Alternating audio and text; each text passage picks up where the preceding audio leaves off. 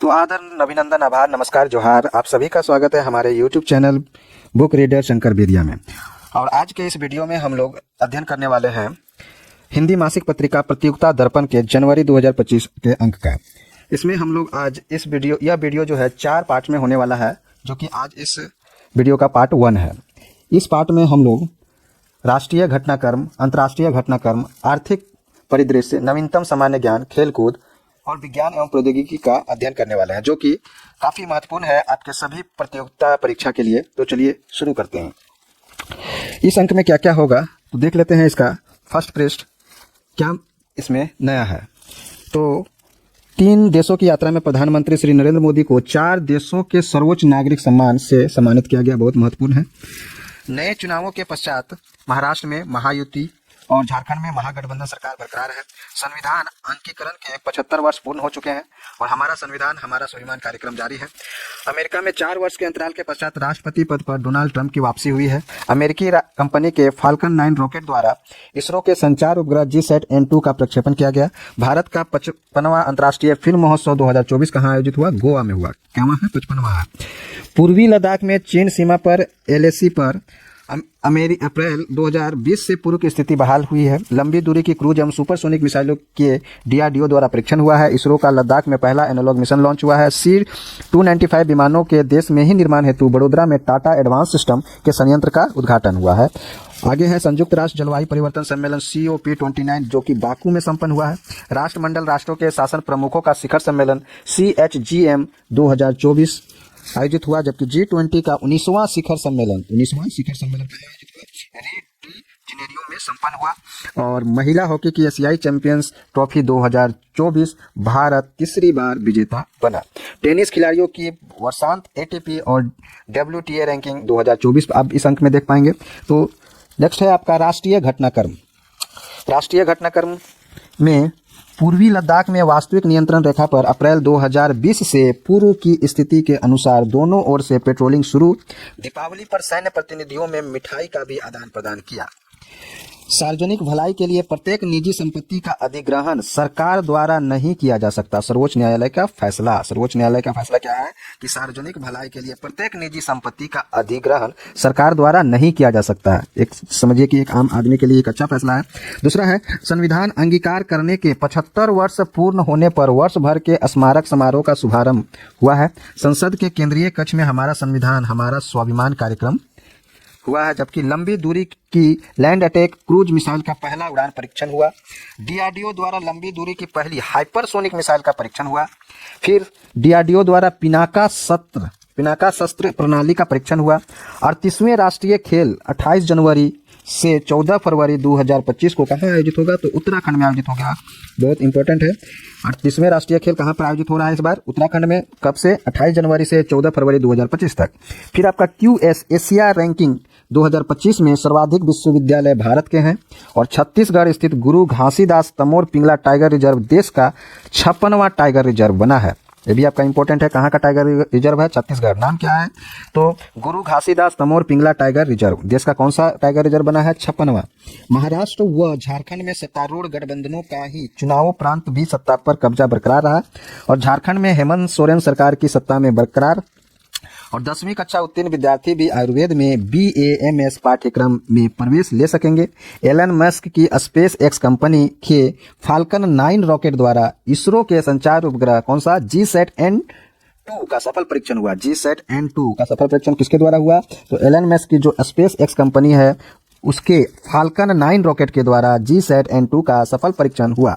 भारत का 55वां अंतर्राष्ट्रीय फिल्म महोत्सव कहाँ संपन्न हुआ? तो गोवा में। क्या है? तो 55वां अंतर्राष्ट्रीय फिल्म महोत्सव है। चलिए इसको विस्तृत जानकारी ले लेते हैं। पूर्वी लद्दाख में वास्तविक नियंत्रण रेखा पर अप्रैल 2020 से पूर्व की स्थिति, अप्रैल 2020 से पहले जो स्थिति थी के अनुसार दोनों ओर से पेट्रोलिंग शुरू हुआ और दीपावली पर सैन्य प्रतिनिधियों में मिठाई का भी आदान प्रदान किया।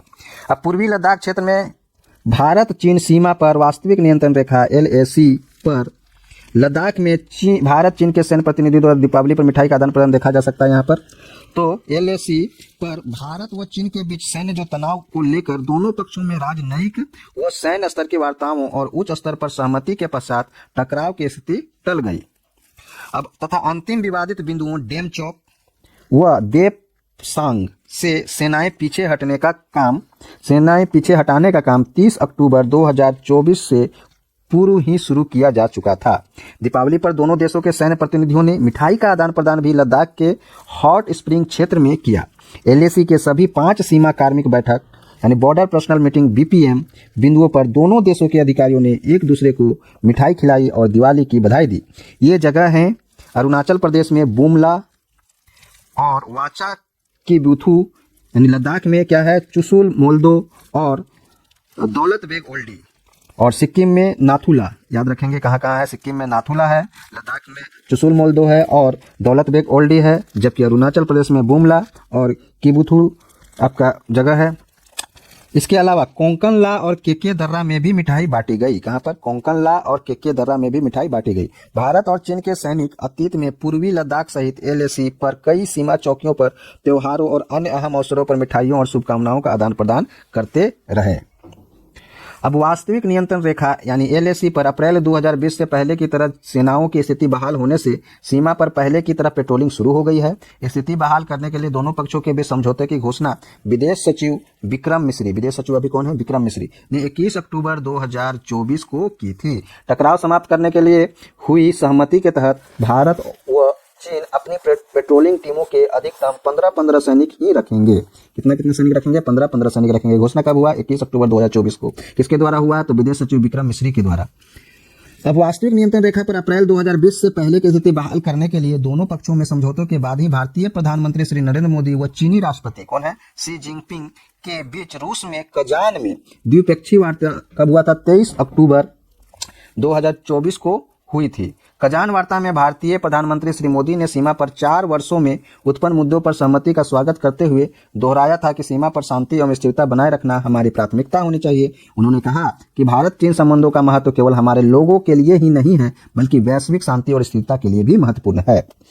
अब पूर्वी लद्दाख में एलएसी पर डेम चौक और देपसांग में सेनाओं के पीछे हटने का अर्थ यह नहीं है कि भारत चीन सीमा विवाद हल हो गया है, ये भी बोल रहा है। और अगला है कि फिलहाल अप्रैल 2020 से पूर्व की स्थिति बहाल हुई है तथा सीमा विवाद उस स्थिति में पहुंच गया है जिसमें यह अप्रैल 2020 से पहले था। सीमा विवाद के समाधान के लिए विशेष प्रतिनिधियों यानी स्पेशल रिप्रेजेंटेटिव तथा विदेश सचिव उप मंत्री स्तर की बैठक करने के लिए सहमति भारतीय विदेश मंत्री जो कि अभी हैं एस जयशंकर व चीनी विदेश मंत्री वांग यी के बीच 18 नवंबर 2024 को रियो डी जेनेरो में G20 शिखर सम्मेलन में इतरवार्ता में हुई है। चलिए, सार्वजनिक भलाई के लिए प्रत्येक निजी संपत्ति का अधिग्रहण सरकार द्वारा नहीं किया जा सकता। किसका फैसला है? सर्वोच्च न्यायालय का। सर्वोच्च न्यायालय ने यह फैसला दिया कि जो सार्वजनिक भलाई के लिए लोग जो निजी संपत्ति का अधिग्रहण सरकार करती है वह नहीं किया जा सकता।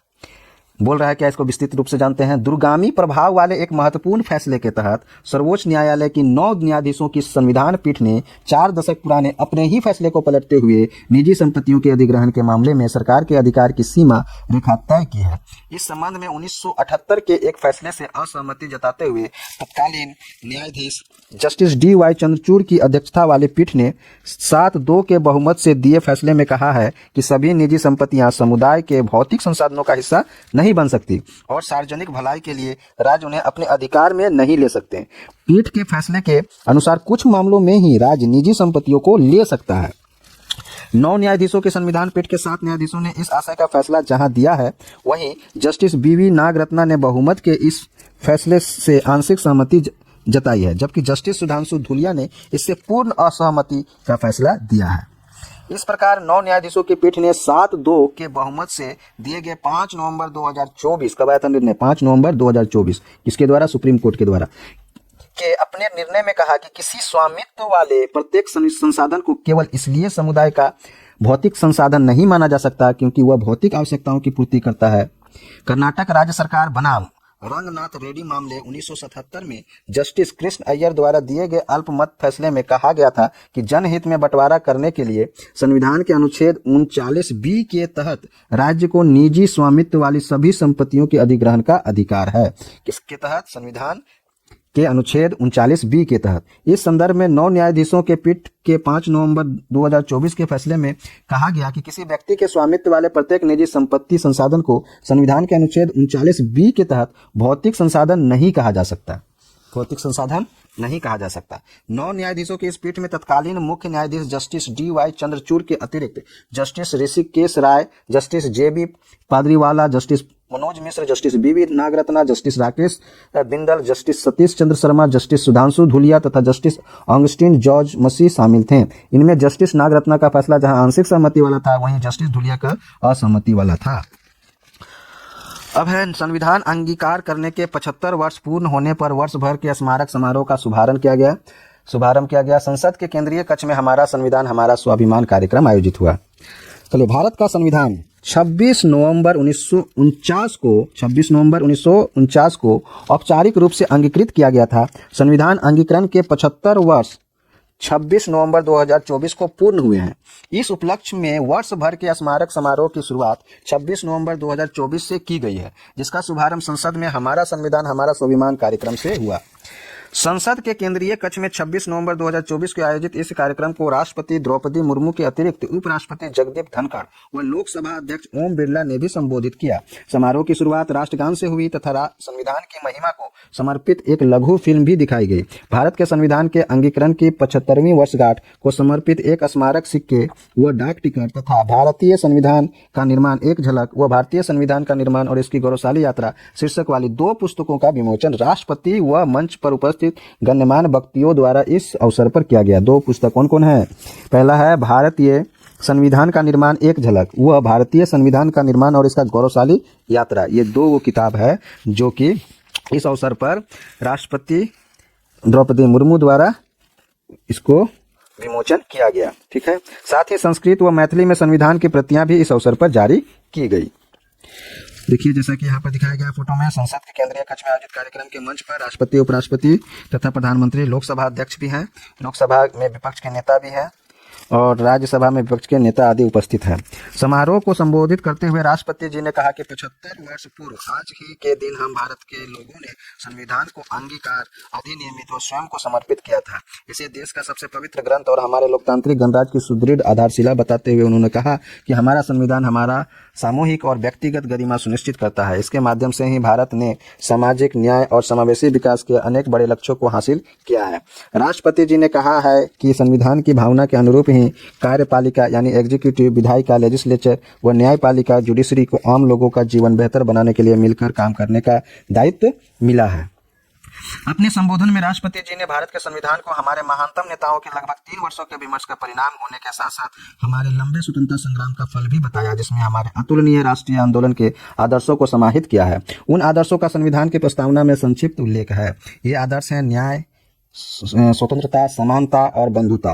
राष्ट्रपति जी ने कहा कि इन आदर्शों ने ही सदियों से भारत को परिभाषित किया है। संविधान की प्रस्तावना में उल्लेखित इन आदर्शों को एक दूसरे के पूरक बताते हुए उन्होंने कहा कि साथ मिलकर वे एक ऐसा समाज निर्मित करते हैं जिसमें प्रत्येक नागरिक को फलने फूलने, समाज में योगदान देने तथा अन्य नागरिकों की सहायता करने का अवसर मिलता है। अपने इस संबोधन में संविधान सभा के अध्यक्ष कौन थे? डॉक्टर राजेंद्र प्रसाद व संविधान के मुख्य रचनाकार डॉक्टर बाबा साहेब भीमराव अम्बेडकर व अन्य सहयोगियों के योगदान का उल्लेख भी राष्ट्रपति जी ने किया। उन्होंने ये भी कहा कि संविधान सभा में सभी प्रांतों और क्षेत्रों के प्रतिनिधियों की उपस्थिति से अखिल भारतीय चेतना को स्वर मिला था। संविधान के माध्यम से हासिल किए गए GST, नारी वंदन अधिनियम, भारतीय नागरिक सुरक्षा संहिता व भारतीय साक्ष्य अधिनियम जैसे अनेक बड़े लक्ष्यों का उल्लेख करते हुए उन्हें जनता की आकांक्षाओं के अनुरूप राष्ट्रपति जी ने बताया। अपने इस संबोधन के अंत में राष्ट्रपति जी ने कहा कि 2015 से प्रतिवर्ष संविधान दिवस 26 नवंबर को आयोजन युवाओं में हमारे राष्ट्र के संस्थापक दस्तावेज संविधान के बारे में जागरूकता बढ़ाने में सहायक रहा है। तो संविधान दिवस कब से मनाया जा रहा है? 2015 से 26 नवंबर को।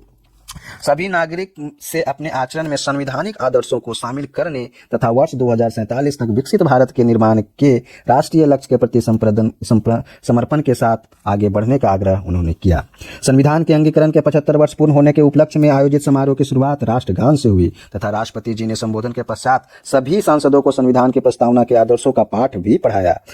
विश्व भर में फैले सभी भारतीयों ने राष्ट्रपति के साथ मिलकर प्रस्तावना का यह पाठ पढ़ा। 75 वर्ष का यह स्मारक समारोह वर्ष भर चलेगा और इसकी गतिविधियां 4 स्तंभों पर केंद्रित होगी। संविधान की प्रस्तावना, प्रीएम्बल ऑफ कॉन्स्टिट्यूशन, अपने संविधान को जाने, नो योर कॉन्स्टिट्यूशन, संविधान का निर्माण, making of the constitution and the संविधान का महिमा का उत्सव यानी celebrating the glory of the constitution.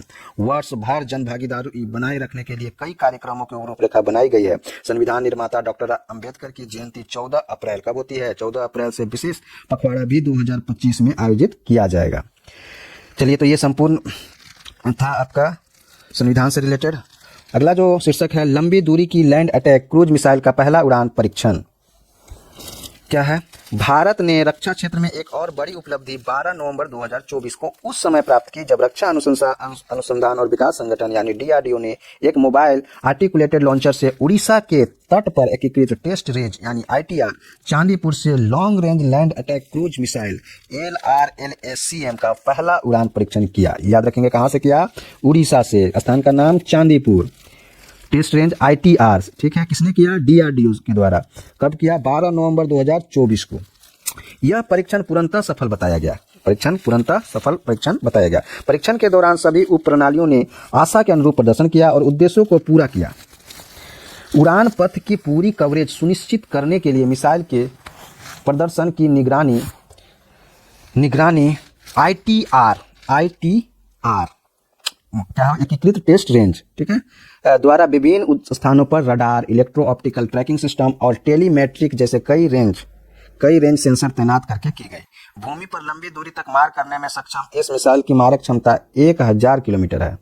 Mobile articulated launcher का उपयोग कर इसे जमीन से अथवा फ्रंट लाइन जहाजों से लॉन्च किया जा सकता है, ठीक है। इसके आगे है, स्वदेश निर्मित यह मिसाइल वस्तुतः निर्भय लॉन्ग रेंज क्रूज मिसाइल है जिसका परीक्षण 2013 में किया गया था। मारक क्षमता कितना है? 1000 किलोमीटर, याद रखिएगा, ठीक है।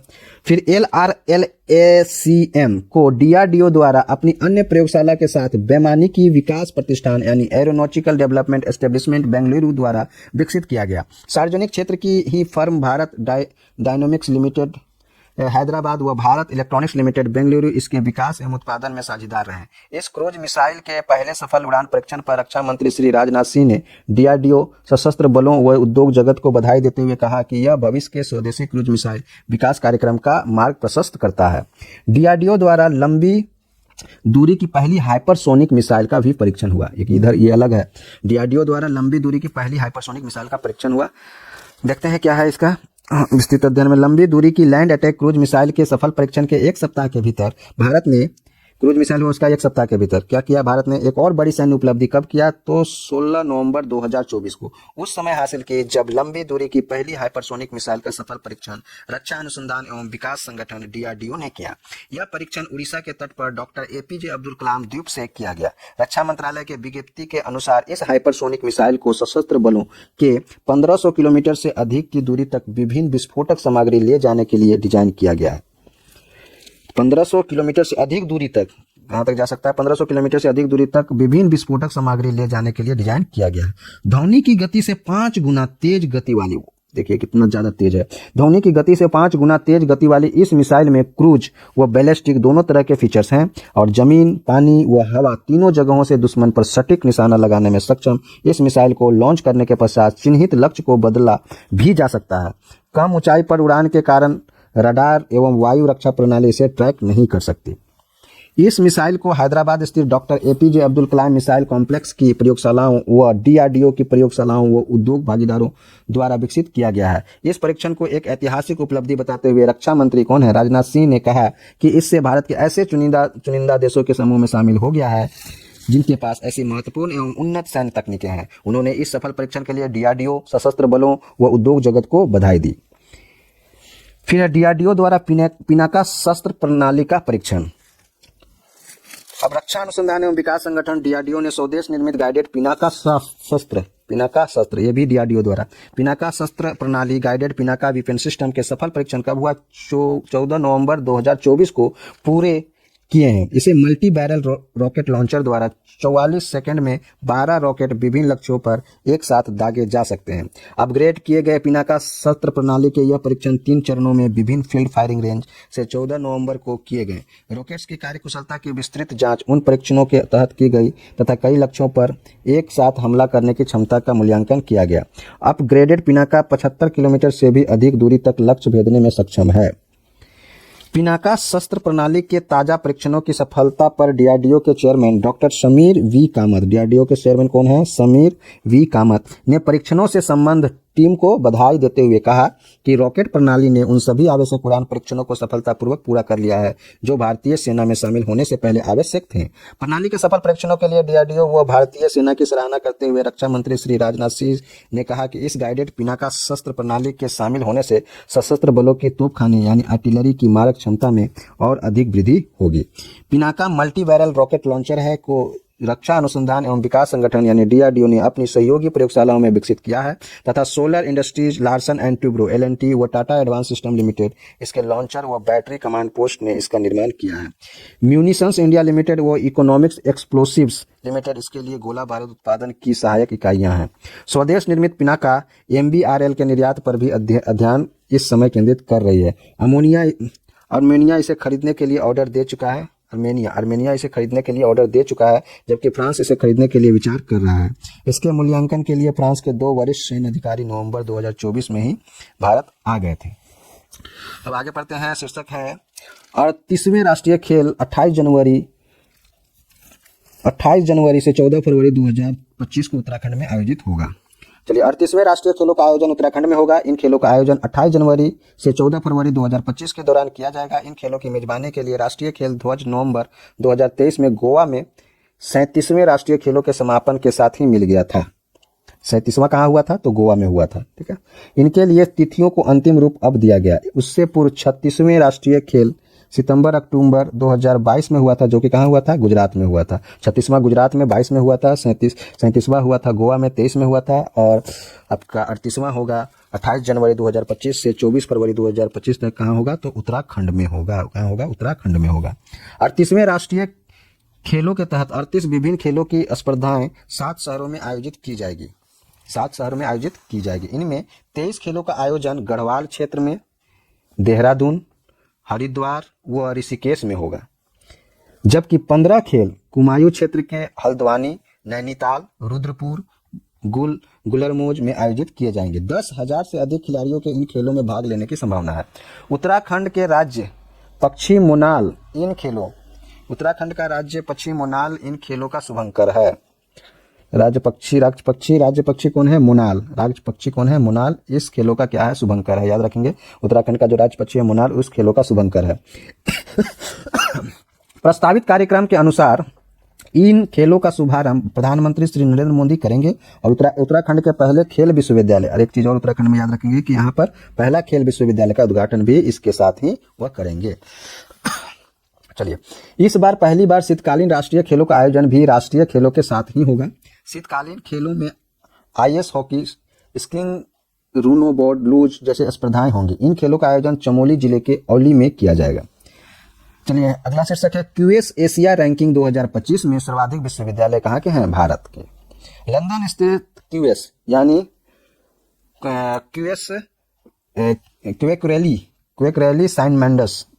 क्वेकरेली साइमंडस द्वारा एशिया के विश्वविद्यालय क्वेकरेली साइमंडस, क्यूएस का फुल फॉर्म तो जान लेंगे। क्वेकरेली साइमंडस क्यूएस का फुल फॉर्म है, जो कि लंदन स्थित है, द्वारा एशिया के विश्वविद्यालय उच्च शैक्षणिक संस्थाओं की रैंकिंग 2025 में विभिन्न मानकों के आधार पर 6 नवंबर 2024 को जारी की गई। दक्षिणी पूर्वी और मध्य एशिया के कुल 25 देशों के 984 विश्वविद्यालय उच्च शैक्षणिक संस्थानों का मूल्यांकन इसमें किया गया, जो पिछले वर्ष की तुलना में 127 अधिक हैं। ठीक है, सूची के वर्ष 2025 के संस्करण में एशिया के जो 984 विश्वविद्यालय शामिल किए गए हैं, इनमें भारत के सर्वाधिक 162 संस्थानों ने रैंकिंग प्राप्त की है, जबकि दूसरे स्थान पर चीन के 135 तथा तीसरे स्थान पर जापान के 115 संस्थान इस सूची में हैं। पिछले वर्ष क्यूएस 2024 एशिया रैंकिंग में भारत के 148 व चीन के 133 संस्थान इस रैंकिंग में स्थान पा सके थे। तो सबसे अधिक किसका 162, फिर चीन 135 है, फिर जापान 115 है। क्यूएस एशिया रैंकिंग 2025 में भारत के शीर्ष 10 संस्थान में कौन कौन है? तो आईआईटी दिल्ली, एशिया रैंक है 44, आईआईटी मुंबई, फिर IIT Madras, IIT Kharagpur, IIT Bengaluru, IIT Kanpur, Delhi विश्वविद्यालय, IIT Guwahati, IIT Roorkee, Vellore institute of technology.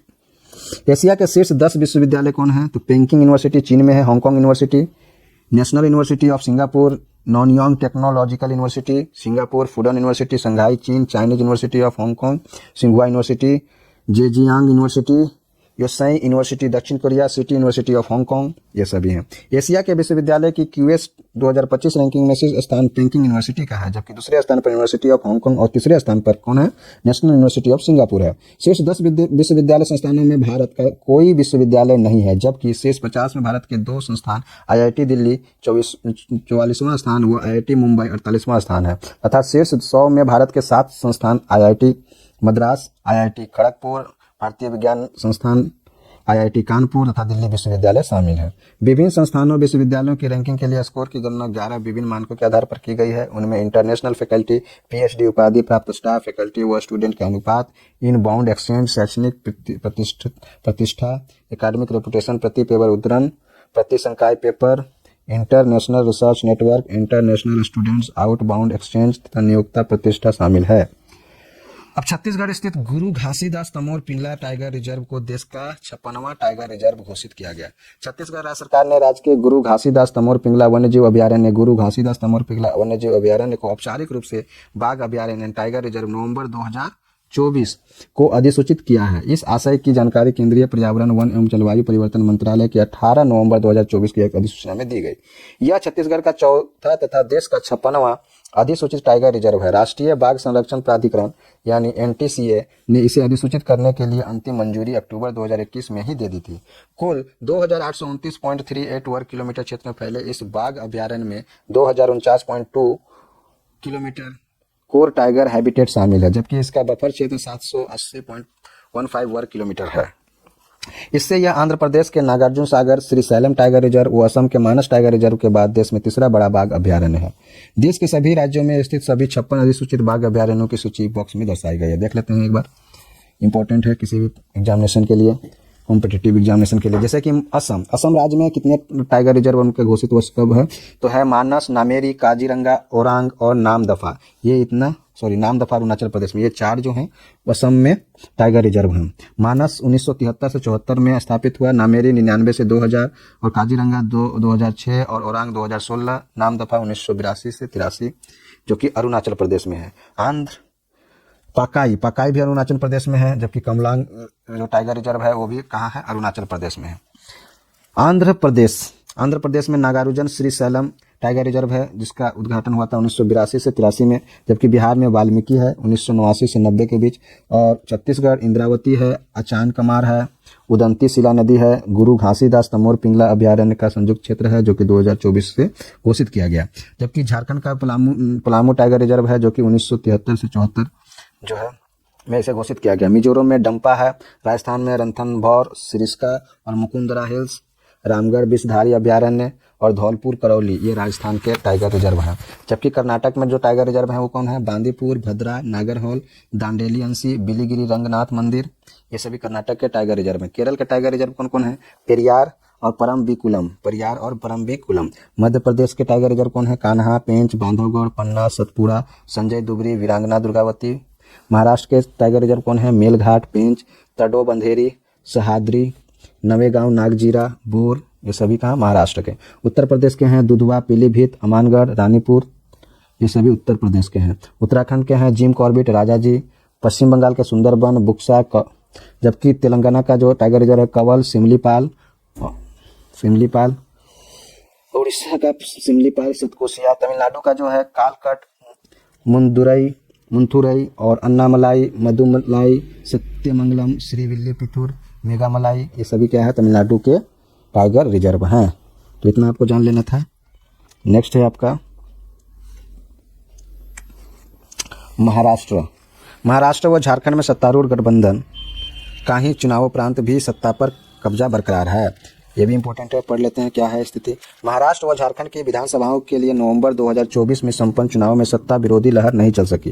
पहले से भी अधिक सख्ती से सत्तारूढ़ दलों को ही विजय मतदाताओं ने दिलाई। महाराष्ट्र में महायुति गठबंधन, जिसमें कौन कौन है? भाजपा है, एकनाथ शिंदे के नेतृत्व वाला शिवसेना गुट है और अजित पवार के नेतृत्व वाला राष्ट्रवादी कांग्रेस पार्टी गुट है। तथा झारखंड में झामुमो कांग्रेस राजद गठबंधन ने ही पहले से भी अधिक शक्ति के साथ सत्ता पर कब्जा बरकरार रखा। महाराष्ट्र की 288, महाराष्ट्र में कितना सीट है विधानसभा में? 288 सदस्यीय यानी 15वीं विधानसभा के लिए मतदान एक ही चरण में यानी 20 नवंबर 2024 को हुआ था। 66% मतदाताओं ने अपने मताधिकार का प्रयोग इस चुनाव में किया तथा सभी सीटों के लिए मतगणना 23 सितंबर को संपन्न हुई। इस चुनाव में महायुति गठबंधन ने 234 सीटों पर विजय प्राप्त करके 3/4 से भी अधिक का स्पष्ट बहुमत प्राप्त किया। महायुति गठबंधन की 234 सीटों में भाजपा की 132, एकनाथ शिंदे के नेतृत्व वाले शिवसेना गुट को 57 तथा अजित पवार के नेतृत्व वाले राष्ट्रवादी कांग्रेस पार्टी के गुट को 41 सीटें प्राप्त शामिल हैं। 4 सीटें अन्य सहयोगी दलों की हैं। महाराष्ट्र विधानसभा में दलगत स्थिति क्या है? कुल सीट कितना है? 288, इंपॉर्टेंट है। भारतीय जनता पार्टी कितना जीता? 132, टोटल गठबंधन को 234, महायुति गठबंधन को। शिवसेना को कितना है? 57, रांगपा यानी अजित पवार को 41, राष्ट्रवादी कांग्रेस पार्टी गुट अजित पवार वाला 41 है, अन्य को 4 सीट मिला। महाविकास अघाड़ी गठबंधन को टोटल कितना सीट मिला है? 50, में शिवसेना को 20, कांग्रेस को 16, रांगपा यानी शरद वाला को 10 और सपा को 2, निर्दलीय के 2 और अन्य दल है को 4। ठीक है। महाराष्ट्र में विपक्षी महाविकास अघाड़ी की सीटों की संख्या 76 से घटकर 50 ही रह गई है। इसमें उद्धव ठाकरे के नेतृत्व शिवसेना गुट की 20, कांग्रेस को 16 तथा शरद पवार के नेतृत्व वाले राष्ट्रवादी कांग्रेस पार्टी की सीटों की संख्या 10 ही है। 2 सीटें सपा की व अन्य दलों की है। इन परिणामों के चलते महाराष्ट्र में भाजपा के नेतृत्व में ही महायुति गठबंधन सरकार बनना सुनिश्चित है। राज्य मंत्री परिषद व मुख्यमंत्री के नाम पर गठन के मामले में विचार विमर्श यह पंक्तियां लिखे जाने तक चल रहा था। विपक्ष की कमजोर स्थिति को देखते हुए किसी भी दल को विपक्ष के नेता का पद इस बार विधानसभा में प्राप्त नहीं हो सकेगा। झारखंड में हेमंत सरकार ही सत्ता पर बरकरार। झारखंड की 81 सदस्यीय कौन सा विधानसभा है? 6ठी विधानसभा। झारखंड की 81 सदस्यीय 6ठी विधानसभा के लिए मतदान 2 चरणों में 13 व 20 नवंबर कितने चरणों में? 2 चरणों में 13 व 20 नवंबर 2024 को कराया गया। 68.45% मतदाताओं ने अपने मताधिकार का प्रयोग इस चुनाव में किया तथा 81 सीटों के लिए मतगणना 23 नवंबर को हुई। मुख्यमंत्री हेमंत सोरेन के नेतृत्व वाले झारखंड मुक्ति मोर्चा को अकेले ही 34 सीटें यानी पहले से 4 अधिक इस चुनाव में प्राप्त हुई हैं, जबकि गठबंधन में उसकी सहयोगी कांग्रेस ने 16, राष्ट्रीय जनता दल ने 4, सीपीआई ने 2 सीटों पर विजय प्राप्त की। इस प्रकार 81 सदस्यीय विधानसभा में सत्तारूढ़ झामुमो कांग्रेस राजद गठबंधन की सीटों की संख्या 56 रही, जो 2/3 से भी अधिक बहुमत दर्शाती है। इसके विपरीत एनडीए गठबंधन की सीटों की संख्या 24 ही रही। इसमें भाजपा के 21 सीटों के अतिरिक्त 3 सहयोगी दलों जनता दल यू, आजसू व एलजेपी की एक सीट शामिल है। राज्य विधानसभा के इस चुनाव में आदिवासी यानी एसटी उम्मीदवारों के लिए आरक्षित 28 सीटें में से 27 सीटें महागठबंधन को यानी 20 झामुमो को और 7 कांग्रेसियों को मिली है, जबकि भाजपा को केवल 1 सीट यानी चंपाई सोरेन की सीट ही प्राप्त हो सकी है। एससी के लिए आरक्षित 9 सीटों में से 3 सीटें भाजपा के खाते में गई है। अब झारखंड विधानसभा में दलगत स्थिति देख लेते हैं। कुल सीटें कितना है? कुल सीटें 81 है।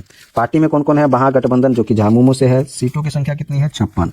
इसमें झामुमो को अकेले 34, कांग्रेस को 16, राजद को 4, सीपीआईएमएल को 2, इस तरह से हो जाता है 56। एनडीए को कितना है? तो टोटल 24 है, जिसमें भाजपा को 21 है, जनता दल यूनाइटेड को 1, आजसू को 1, एलजेपी को 1, अन्य लोक जनशक्ति पार्टी यानी रामविलास की 1 है। विधानसभा में इस दलगत स्थिति के चलते झामुमो प्लस गठबंधन ने लगातार दूसरी बार सत्ता में वापसी की है तथा हेमंत सोरेन ने चौथी बार मुख्यमंत्री पद, इंपॉर्टेंट है, और यह झामुमो गठबंधन की सरकार दूसरी बार सत्ता में वापसी की है। हेमंत सोरेन चौथी बार मुख्यमंत्री पद की शपथ कब लिए थे? 28 नवंबर को ग्रहण किए हैं। 4 बार झारखंड के मुख्यमंत्री बनने वाले वह पहले व्यक्ति हैं। उनसे पूर्व अर्जुन मुंडा व शिबू सोरेन 3 बार झारखंड के मुख्यमंत्री रहे हैं। मुख्यमंत्री के रूप में हेमंत सोरेन के पहले के 3 कार्यकाल 13 जुलाई 2013 से 23 दिसंबर 2014 तक, 29 दिसंबर 2019 से 31 जनवरी 2024 तक, 4 जुलाई 2024 से 29 नवंबर 2024 तक। चलिए, ये भी इम्पोर्टेंट था, थोड़ा जानकारी लेना जरूरी है। इसी के अलावा 10वीं कक्षा में उत्तीर्ण विद्यार्थी आयुर्वेद में BMS पाठ्यक्रम में प्रवेश ले सकेंगे। ये उतना आपका एग्जामिनेशन पॉइंट ऑफ व्यू से इम्पोर्टेंट नहीं है। नेक्स्ट जो शीर्षक है वो एलन मस्क की स्पेस एक्ट कंपनी के फाल्कन 9 रॉकेट द्वारा इसरो के संचार उपग्रह जीसैट N2 का सफल परीक्षण। तो इसको विस्तृत पढ़ लेते हैं। भारतीय अंतरिक्ष अनुसंधान संगठन यानी इसरो व अमेरिकी निजी अंतरिक्ष कंपनी स्पेस एक्स के बीच वाणिज्यिक सहयोग की शुरुआत नवंबर 2024 में उस समय हुई जब न्यू इंडिया स्पेस लिमिटेड यानी इसरो की वाणिज्यिक शाखा के कम्युनिकेशन सैटेलाइट जीसैट N2 जिसे जीसैट 20 भी कहा जाता है का प्रक्षेपण किया गया। 4700 किलोग्राम वजन के संचार उपग्रह जीसैट N2 का यह प्रक्षेपण एलन मस्क की कंपनी स्पेस एक्स के फाल्कन 9 रॉकेट के जरिए अमेरिका के फ्लोरिडा स्थित केप कैनालवेरल स्पेस सेंटर से भारतीय समयानुसार 19 नवंबर 2024 को किया गया। कब किया गया? 19 नवंबर 2024 को। किसके द्वारा? तो स्पेस एक्स के द्वारा। कौन सा रॉकेट के द्वारा? तो फाल्कन 9 के रॉकेट के द्वारा। किस तरह का कम्युनिकेशन सैटेलाइट था? तो जीसैट N2 या फिर जीसैट 20। चलिए, उड़ान के 34 मिनट पश्चात उपग्रह को अंडाकार भू समस्थानिक स्थानांतरण कक्षा यानी जियो सिंक्रोनस ट्रांसफर ऑर्बिट यानी GTO में फाल्कन 9 ने स्थापित कर दिया, जहां से इसका नियंत्रण इसरो के कर्नाटक में हसन स्थित मास्टर कंट्रोल रूम सुविधा यानी मास्टर कंट्रोल फैसिलिटी ने संभाल लिया। वहां से इसकी लिक्विड एपोजी मोटर को फायर करके चरणबद्ध तरीके से इसकी कक्षा को बढ़ाते हुए कुछ दिनों में इसे 36,000 किलोमीटर ऊंचाई पर स्थित वृत्ताकार भू स्थानिक कक्षा यानी जियो स्टेशनरी ऑर्बिट में स्थापित कर दिया गया। भू स्थायिक कक्षा में रहते हुए यह संचार उपग्रह अंडमान निकोबार, जम्मू कश्मीर व लक्षद्वीप सहित दूर दराज के विभिन्न क्षेत्रों में ब्रॉडबैंड इंटरनेट सेवा देगा। इसका जीवन काल 14 वर्ष अनुमानित किया गया है। 32 यूजर बीम्स से युक्त इस उपग्रह की 8 नैरो स्पॉट बीम्स पूर्वोत्तर क्षेत्र के लिए तथा 24 वाइट स्पॉट बीम्स शेष भारत के लिए new space India limited NSIL का यह दूसरा मांग आधारित उपग्रह है। NSIL का पहला मांग आधारित उपग्रह जीसैट 24 तथा इसे 23 जून 2022 को एरियन स्पेस द्वारा फ्रेंच गुआना के कोरू स्थित प्रक्षेपण केंद्र से लॉन्च किया गया था।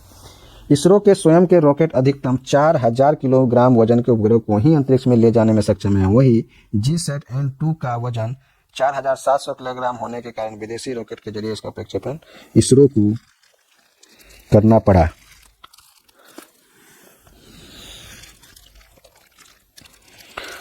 यह पहला अवसर है जब इसरो ने अपनी किसी उपग्रह के प्रक्षेपण के लिए अमेरिका की निजी स्पेस एक्स कंपनी के साथ अनुबंध किया।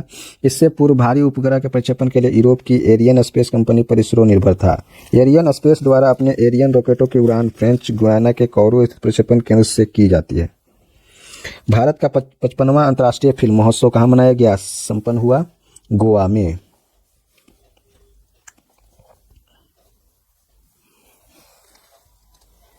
चलिए, भारत का 55वां अंतर्राष्ट्रीय फिल्म महोत्सव गोवा में संपन्न हुआ। चलिए, भारत का 55वां अंतर्राष्ट्रीय फिल्म महोत्सव 55th international film festival of India IFFI Goa में 20 से 28 नवंबर 2024 को संपन्न हुआ। 20 नवंबर 2024 को इसका उद्घाटन पणजी स्थित डॉक्टर श्यामा प्रसाद मुखर्जी स्टेडियम में केंद्रीय सूचना एवं प्रसारण मंत्री अश्विनी वैष्णव, राज्य मंत्री डॉक्टर L मुरुगन, गोवा के मुख्यमंत्री डॉक्टर प्रमोद सावंत व देश विदेश की फिल्म जगत की हस्तियों की उपस्थिति में आकर्षक कार्यक्रम के साथ हुआ। लोकप्रिय फिल्म कलाकार अभिषेक बनर्जी व भूमि पेडनेकर की मेजबानी में संचालित उद्घाटन समारोह में ऑस्ट्रेलिया के फिल्मकार माइकल ग्रेसी द्वारा निर्देशित फिल्म बैटरमैन का प्रीमियर भी हुआ।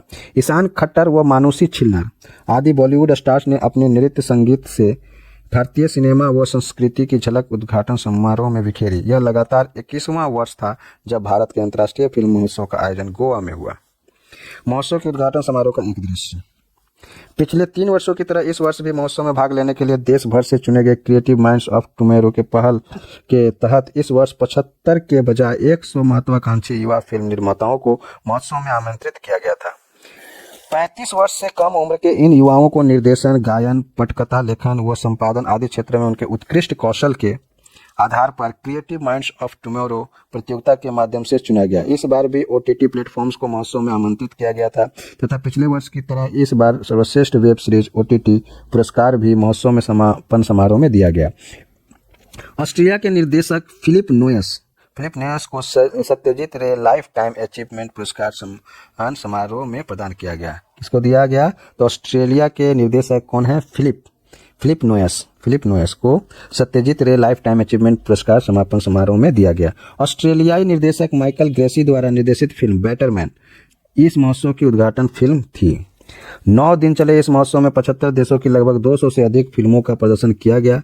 इनमें 15 world premiere, 3 international premiere, 40 Russian premiere और 106 इंडियन प्रीमियर शामिल थे। महोत्सव के प्रतियोगिता खंड में 12 विदेशी व 3 भारतीय फिल्मों सहित 15 फीचर फिल्में शामिल थीं। भारतीय पैनोरमा खंड में 25 फीचर व 20 गैर फीचर फिल्में इस बार शामिल की गई थीं। प्रतियोगिता खंड के अतिरिक्त वर्ल्ड पैनोरमा, इंडियन पैनोरमा, श्रद्धांजलि व पूर्व व्यापी आदि भूखंड आदि खंड महोत्सव में शामिल थे।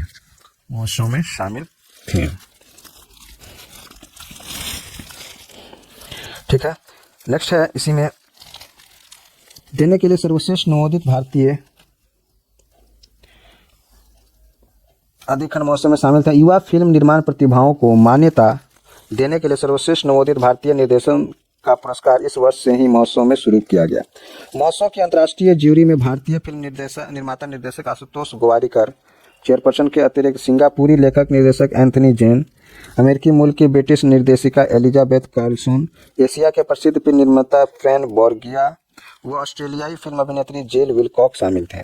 महोत्सव के पुरस्कारों का वितरण 28 नवंबर को समापन समारोह में किया हुआ है।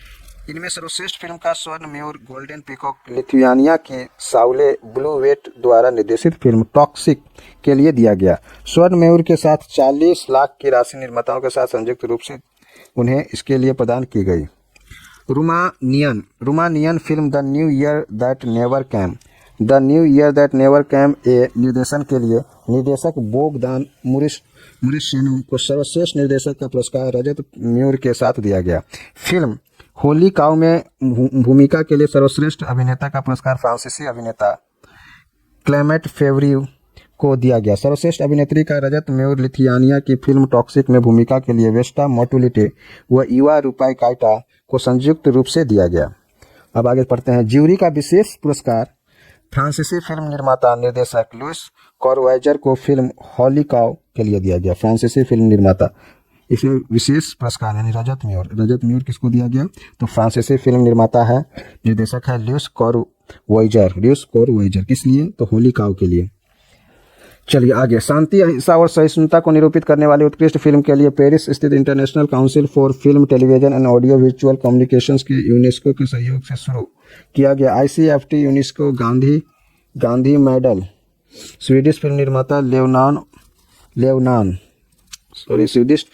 लेवान अकीन द्वारा निर्देशित फिल्म क्रॉसिंग के लिए प्रदान किया गया। किसी निर्देशक की पहले ही सर्वश्रेष्ठ फिल्म का पुरस्कार award for the best debut feature film of A director America की निर्देशिका सारा फ्रीडलैंड को फिल्म फैमिलियर टच के लिए दिया गया। इस महोत्सव में पिछले वर्ष पहली बार शुरू किया गया सर्वश्रेष्ठ वेब सीरीज OTT का पुरस्कार निपुण अविनाश द्वारा निर्देशित मराठी सीरीज लंपन के लिए दिया गया था। आगे है। इस महोत्सव में इस वर्ष पहली बार ही शुरू किया गया भारतीय फीचर फिल्म के सर्वश्रेष्ठ नवोदित निर्देशक यानी best debut director of Indian feature films का पुरस्कार नवजोत बांदी बाडेकर को उनकी मराठी फिल्म घराट गणपति के द्वारा दिया गया। उनकी मराठी फिल्म घराट गणपति के लिए दिया गया। ऑस्ट्रेलियाई फिल्म निर्माता निर्देशक फिलिप नोयस को उनकी शानदार और व्यापक सिनेमाई यात्रा के लिए सत्यजी रे लाइफ टाइम अचीवमेंट पुरस्कार से नवाजा गया। ठीक है। ऑस्ट्रेलियाई फिल्म निर्माता निर्देशक फिलिप नोयस यहाँ पर देख सकते हैं। ये है सत्यजीत रे लाइफ टाइम अचीवमेंट पुरस्कार प्रदान करते हुए गोवा के मुख्यमंत्री डॉक्टर प्रमोद सावंत। ये कौन है? प्रमोद सावंत। ये कौन है? Philip Noyes. भारत का 55वां अंतर्राष्ट्रीय फिल्म महोत्सव 20 से 28 नवंबर 2024 गोवा को। महोत्सव की उद्घाटन फिल्म कौन थी? बैटरमैन, निर्देशक माइकल ग्रेसी। महोत्सव की समापन फिल्म कौन थी? ड्राई सीजन, बोहदान सलामा द्वारा निर्देशित चेक गणराज्य की फिल्म फोकस, कंट्री ऑस्ट्रेलिया। महोत्सव की थीम युवा फिल्म निर्माता, young film makers, the future is now. अंतर्राष्ट्रीय ज्यूरी के अध्यक्ष आशुतोष गोवारिकर। भारतीय फिल्म निर्माता वो भारतीय फिल्म पुरस्कार के साथ ही दी जाने वाली ट्रॉफी स्वर्ण, रजत, मयूर। उत्सव महोत्सव के पुरस्कार और क्या है? सर्वश्रेष्ठ फिल्म यानी स्वर्ण मयूर दिया जाएगा टॉक्सिक, किसको दिया गया है? टॉक्सिक। निर्देशिका है साउले ब्लूवेट लिथुआ। सर्वश्रेष्ठ निर्देशक किसको दिया जाएगा? बोगदान मैरेसुनी रोमानिया के हैं, जो कि the new year never come के लिए दिया गया है। सर्वश्रेष्ठ अभिनेता रजत मयूर क्लेमेंट फेवरिव फ्रांस, फिल्म होली काव के लिए दिया गया है। किसको दिया गया है? रजत मयूर। रजत मयूर इसमें मिलता है। सर्वश्रेष्ठ अभिनेता में क्या मिलता है? रजत मयूर। इसमें किसको दिया गया है? फेवरियो। अब सर्वश्रेष्ठ अभिनेत्री रजत मयूर दिया जाता है, किसको दिया गया है? सर्वश्रेष्ठ अभिनेत्री को तो वेस्टा माटुलिटे और युवा रुपई काइटे क्या दिया है? सर्वश्रेष्ठ अभिनेत्री। ज्यूरी का विशेष पुरस्कार फिल्म होली काव के लिए फ्रांसीसी निर्देशक लुइस कोरवाइजर कौन है? होली काव के लिए फ्रांसीसी निर्देशक, इसको ज्यूरी का विशेष पुरस्कार मिला है, लुइस कोरवाइजर। ठीक है। किसी निर्देशक की पहली ही सर्वश्रेष्ठ फिल्म का पुरस्कार best debut film of director familiar touch निर्देशक ऑफ फ्रीडलैंड को मिला। फैमिलियर टच निर्देशिका सारा फ्रीडलैंड। ICFT यूनेस्को गांधी पदक क्रॉसिंग निर्देशक लेवान आकेन स्वीडन। किसी भारतीय फिल्म के सर्वश्रेष्ठ नवोदित निर्देशक debut director of Indian feature film Navjeet बांदी वाडेकर मराठी फिल्म घराट गणपति के लिए दिया गया। सिनेमा में जीवन पर्यंत योगदान हेतु सत्यजीत राय पुरस्कार दिया गया, जिसके फिलिप नोएस ऑस्ट्रेलिया के द्वारा दिया गया। Indian film personality of the year Vikrant Massey. IFFI विश्व के 14 सबसे बड़े प्रतिष्ठित अंतर्राष्ट्रीय प्रतियोगिता फीचर फिल्म में एक है, जिससे वैश्विक स्तर पर फिल्म महोत्सव को नियंत्रित करने और अंतर्राष्ट्रीय संस्था अंतर्राष्ट्रीय फिल्म निर्माता संघ से मान्यता प्राप्त करने कान और बर्लिन और पेरिस जैसे अंतर्राष्ट्रीय महोत्सव ऐसे अन्य प्रतिष्ठित महोत्सव हैं जिन्हें इस श्रेणी के तहत इस निर्माता संघ की मान्यता प्राप्त है। तो अभी तक हमारे पास क्या है? ये पूरा तरह से राष्ट्रीय घटनाक्रम कंप्लीट हो गया है।